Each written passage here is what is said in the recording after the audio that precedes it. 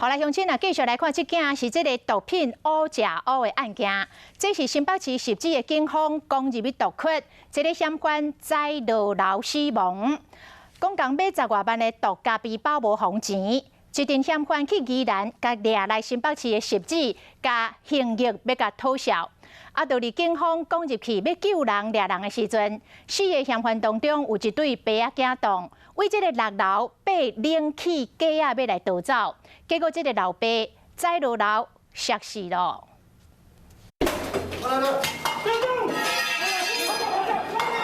员警冲入去掠人，厝内被害人互拍甲规身躯拢是伤。离谱的是，交为嫌犯离开，所有人出意外。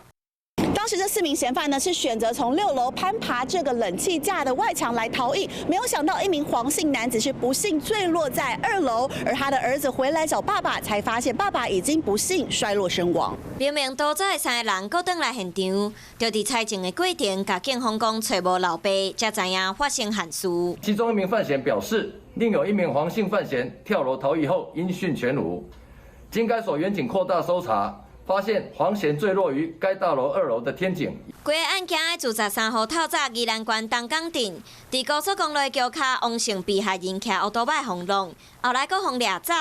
一查才发现，是因为被害人和连姓嫌犯买10外万的毒咖啡包，所无予伊钱。嫌犯竟然佫找人制作假车号，传销是互被害人的朋友要求爱20万块，佫甲人关伫新北市汐止的新社区。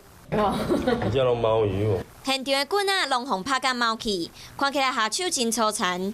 今日上头前的就是连胜的主嫌，警方总共掠到6个查甫，2个查某。想袂到卖毒乌食乌掠人发生意外，爸仔囝做伙犯掠人的罪，即马互掠去，阁要承受老爸过身的痛。